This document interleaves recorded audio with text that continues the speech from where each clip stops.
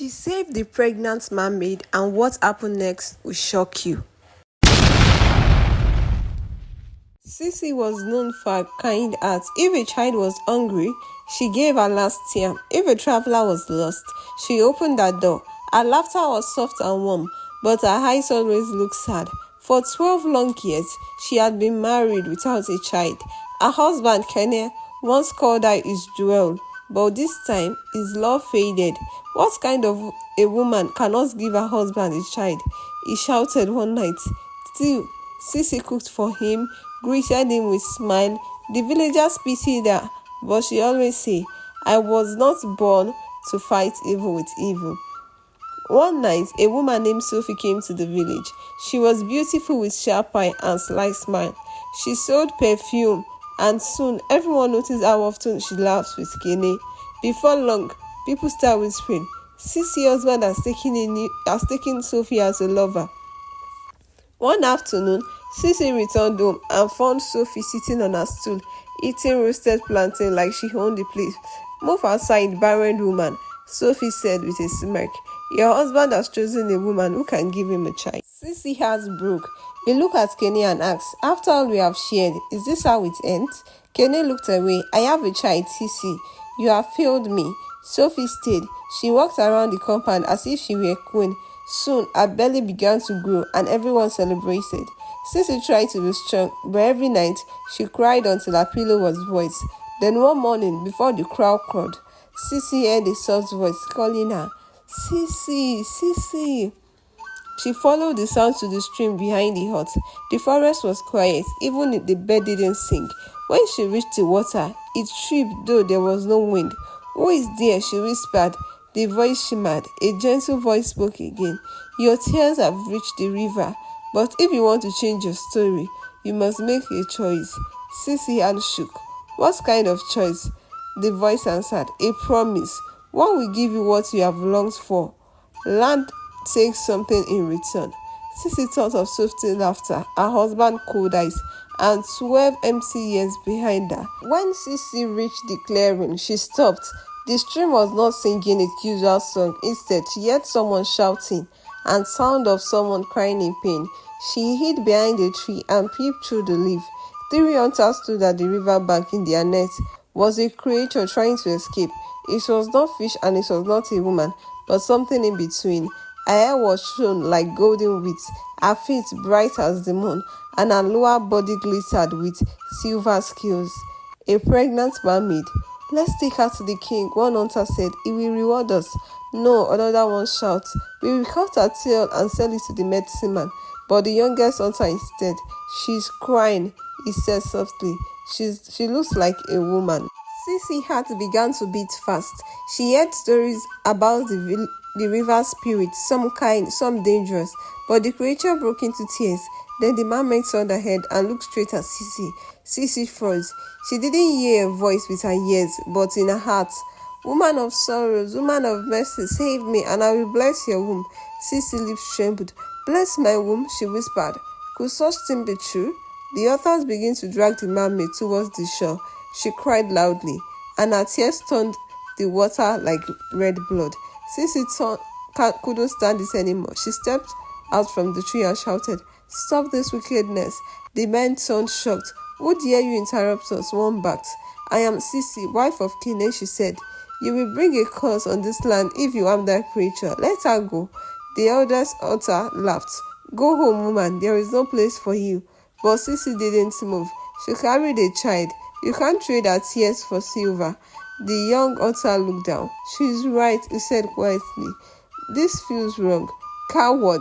The oldest hunter spat and lifted his spear. Just then, a strong wind rose out of nowhere. Dust spun into the air, and the trees began to shake. A strange whisper filled the forest. Mercy, mercy, the hunters panicked. They dropped their weapon and ran into the room, shouting about angry spirits. Sissy ran to the net and cut it open with a sharp stone. The mermaid gasped for air and held her swollen belly. Thank you, child of the earth, she said, her voice soft like water. You have saved me and my unborn child. The stream glowed blue as she took Sissy's hands. 7 days from now, you will carry a life in your womb. But listen carefully. Tell no one of this. Keep it secret. If you speak of it, sorrow will follow. Sissy nodded quickly. I swear I will keep this a secret. The mermaid smiled and slowly sank beneath the water. The glow faded and everything became still again. Sissy stood by the river, her heart calm. For the first time in years, hope filled her chest like sunlight after rain. But deep under the water, another pair of eyes watched her, dark, cold, and jealous. A voice whispered from the below, "The mortal has taken what belonged to us." That night, Sissy had a dream. She was standing by the stream again.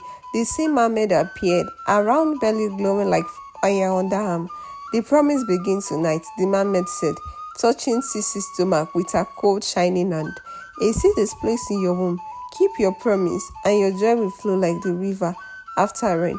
Sissy waked up suddenly. Next morning, while fetching water, she bent over and began to vomit. The old woman who was passing by clapped her hand in surprise. "Ah, Sissy, your body is changing. Oh. Remember, the ancestors have remembered you at last." By the next market day, the midwife confirmed it. "My daughter, you are with a child," she said, smiling with few teeth. "Your womb has begun to sing again." Sissy covered her mouth in shock, tears rolling down her face, tears of joy this time. She ran home and knelt by the small clay altar. On the altar, "Is this real? After all my pain," she cried. When Kene heard the news, he stood frozen for a moment. Then he shouted with laughter, lifted in the air, and danced around the compound. "My wife, the mother of my child," he cried. After even Sophie, now heavily pregnant, forced to smile, but her eyes burned with envy. For the first time in years, Sissy felt peace, but joy often walked with shadow. Strange things begin to happen. At night, she heard the sound of waves through a river, though a river was not near. Sometimes when she slept, she felt something cold brushing her feet. And in her dreams, the mermaid always appeared, smiling but silent. Then one night, a figure came to her dream. This was different, darker with glowing eyes like fire. She said nothing, only cycled Sissy in water, whispering words that sounded like winds through trees. Sissy woke up shaking, her hands in her belly. "No even can touch what God has started," she whispered, trying to calm herself. By the 5th month, her belly was fully round, and the whole village praised her beauty, except Sophie. "You think your God did this?" Sophie moved. "Maybe the river took pity on you." Sissy hand trembled and said nothing. She remembers the mermaid warning, "Tell no one." Sissy felt something move inside her. Strong and sudden, she gasped, "My child, why did you move like thunder?" The kick came again, and she heard fainting, rushing sound, like water flowing. The next morning, she saw drops of water near her bed, though the hut was dry. Later that day, while walking past the stream, the water shimmered softly, and the mermaid voice returned. "The spirits are jealous, but fear not, your wombs carry light." Sissy pressed her palm on her belly and smiled faintly. "Whether from heaven or from river, this child will live," she whispered. But deep below the water, another mermaid watched her, dark, angry, and whispering to her sister, "If one of us has given, one of us must take. Balance must be restored." And also, while Sissy celebrates her miracle, a silent storm began to form underneath the waves. Sissy laughter filled the air like sweet palm wine. Her belly grew round, and her face shone brighter than moonlight. Women came to touch her stomach, praying a miracle would visit them soon. Even Kene, who once mocked her, became gentle. He called her "my queen" and proudly walked beside her in the markets. But deep under the waters of Ide, another spirit woke up, Uneka, the dark sister of the mermaid who had blessed Sissy. Her voice hissed throughout the water like wind through dry bamboo. "You have broken the balance," she whispered. "A mortal cannot take from us without giving us back." The cloud. Sissy lay on her mat, humming to her unborn child. Suddenly, a sharp pain gripped her stomach. She gasped, "Ah, my child, are you restless?" she whispered. Then another pain came stronger. Sweat covered her face. She quickly called, "Kene, Kene," but her husband was asleep by Sophie's hut, why he had gone to eat earlier. By the dawn, her cries filled the compound. Mama Obele, the two midwives, rushed in with two women holding her legs and shouting, "The child is coming in a hurry." The woman did as stood, but after hours of screaming, everything went silent. Only the sound of the rain beating of the roof remained. Mama Bele came out slowly, her face pale. The baby, she whispered. The baby did not cry. Sissy had shattered. A long-awaited child was gone before she could meet him. Kene returned home that morning, smelling of palm wine. When he saw the midwife's face, his smile vanished. He ran inside and saw Sissy lying down, her eyes empty. Why? She whispered. Why give me and take it? He fell beside her, weeping. Forgive me, my wife. I have wronged you. The gods are cruel. But Sissy turned her face away and said nothing. Days passed, and the village mourned.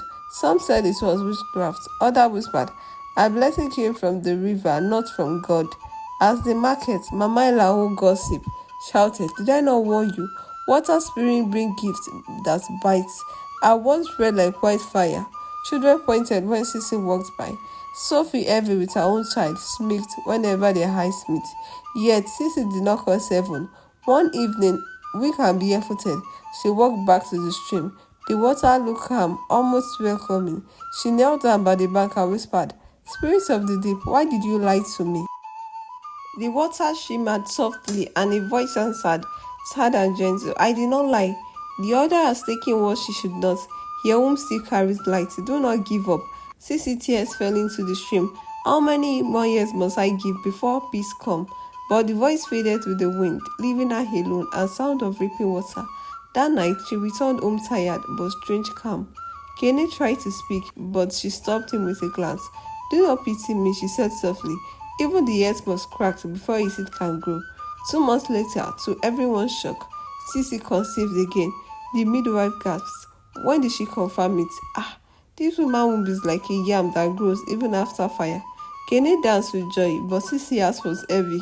She smiled for the villagers, but deep down she feared the eyes that still watches her from the water.